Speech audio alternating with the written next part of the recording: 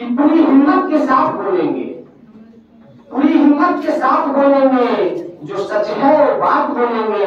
साहिबों हम कलम के बेटे हैं, कैसे हम दिन को रात बोलेंगे।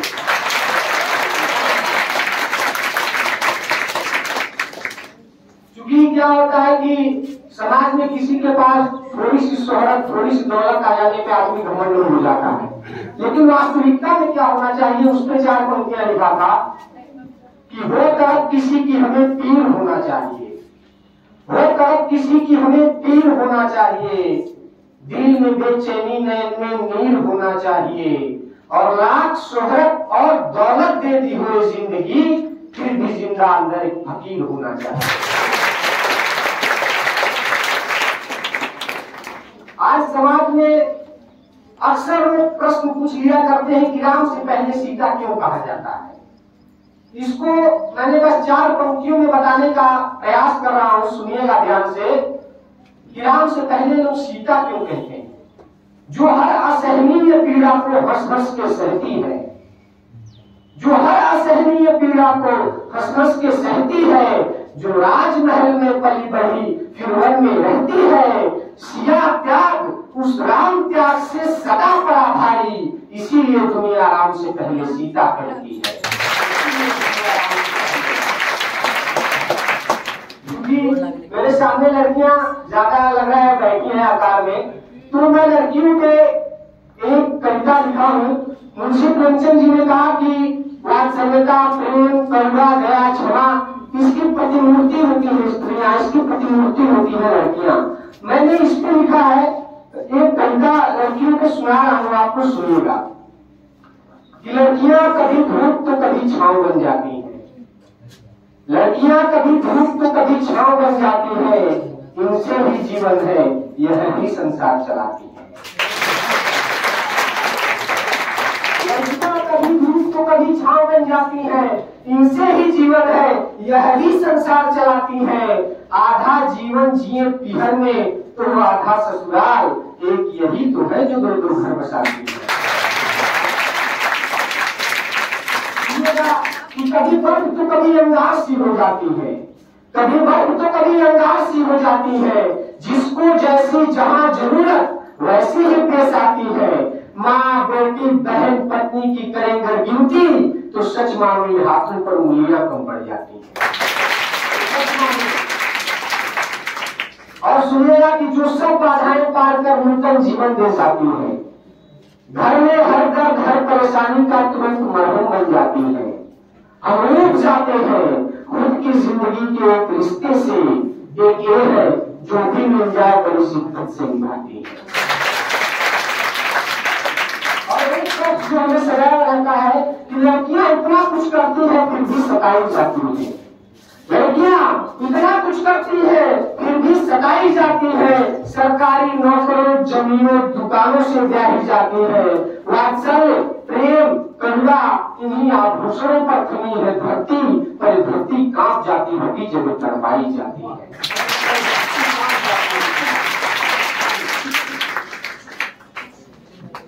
एक कविता मैं और सुना रहा हूं कि जब शादी होने के बाद अपने ससुराल चली जाती है, जब तब उनको जब घर की याद आती है, अपने मायके की याद आती है, तो वो क्या सोचती है अपने बचपन के बारे में, और सोचते हुए क्या अपने मन में कहती है, उसको मैंने कविता बनाया है, सुनिएगा।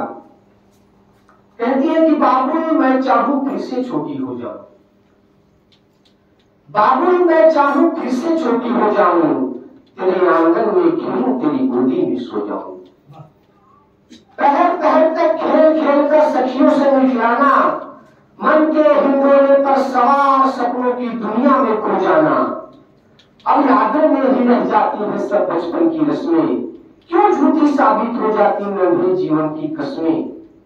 अगर मेरे बस में हो तो ईश्वर से सब घड़ियां छीन के लाऊं, तेरे आंगन में खेलूं तेरी गोदी में सो जाऊं। अभी अभी सावन बीता है, कहती है कि माँ सावन में तेरा मुझको गुड़ियों जैसा सजाना, नन्ही सी नाजुक कलाई पर भैया का राखी बंधाना, माँ के आंचल से छाया अब हमें कहाँ मिल पाती है। सच बतलाऊं बाबुल पीहर की याद बहुत आती है। मैं तो पीहर से निकल गई पर दिल से न निकाल पाऊं। तेरे आंगन में खेलूं तेरी गोदी में सो जाऊं। बाबुल मैं चाहूं फिर से छोटी हो जाऊं। बाबुल मैं चाहूं फिर से छोटी हो जाऊं। एक कविता और सुना रहा हूं। पाकिस्तान चूंकि हमारा पड़ोसी मुल्क है और हमेशा विवादों में इसलिए रहता है क्योंकि हम भारत के लोग शांति चाहते हैं कि हर बार उल्लंघन करता है नियमों का। उसको मैंने जब नवोदय विद्यालय में पढ़ता था बचपन में एक कविता लिखा और उसी समय मैं वहां पे भी सुनाया करता था किसी भी कार्यक्रम में। यहाँ भी सुना रहा उस कविता को सुनिएगा कि तेरी औकात क्या है सोहदे, तेरी औकात क्या है सोहदे इस हिंद के आगे। तेरी औकात क्या है सोहदे इस हिंद के आगे। अरे तेरे मुल्क की ताकत धूल है मेरे जय हिंद के आगे। तू क्या चक्कर में है हमें अफवाहों से डराएगा। तू क्या चक्कर में है हमें अफवाहों से डराएगा। अरे तेरे सीने पे चढ़ के बोलता हूं तू पागल हो जाएगा। लिखा था कि आतंकवाद से क्यों डरे हम क्योंकि तू उसको पाल रहा। अरे बात ऐसा झटका पाएगा कि इस्लामाबाद कराची और लाहौर का नाम निशान मिल जाएगा। चार चलेगा तो हम चार चलेंगे। अरे बाहर नारे पर बार बार चलेंगे हजार बार चलेंगे। पाकिस्तान तो अपनी काली करतूतों को छिपा नहीं सकता।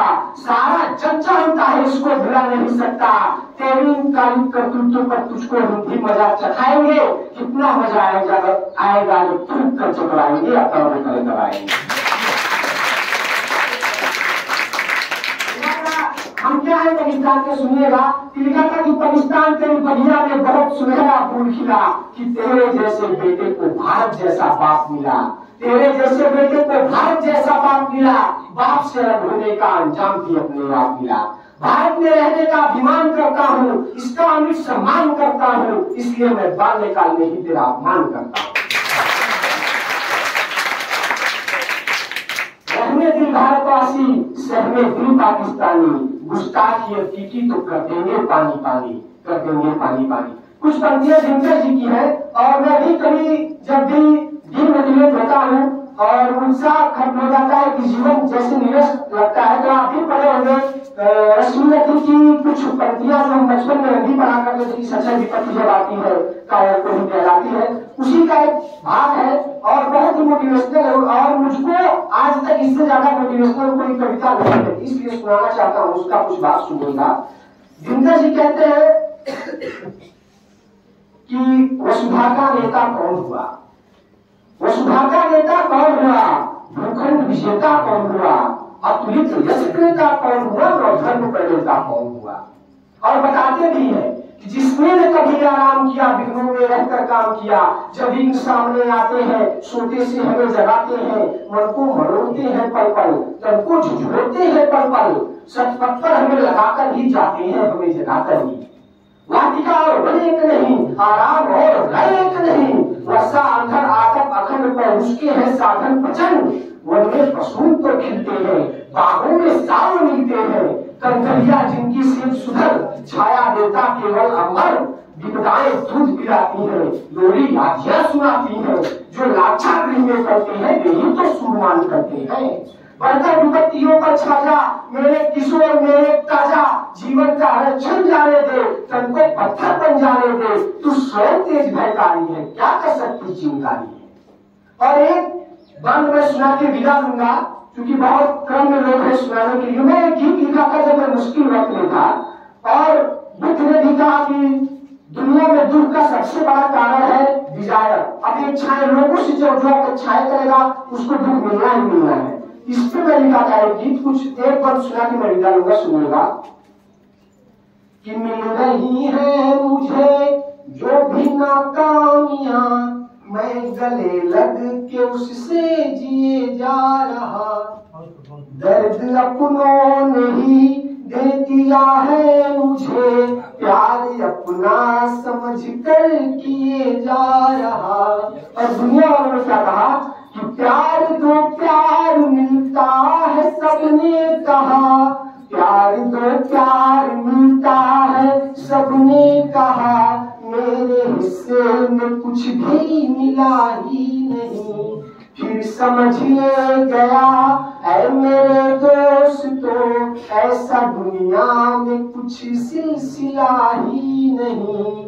मुझको जो भी मिले सारे सिकवे गिले, मुझको जो भी मिले सारे सिकवे गिले, मुस्कुरा कर सभी से लिए जा रहा। दर्द अपनों ने ही दे दिया है मुझे, प्यार अपना समझ कर किए जा रहा।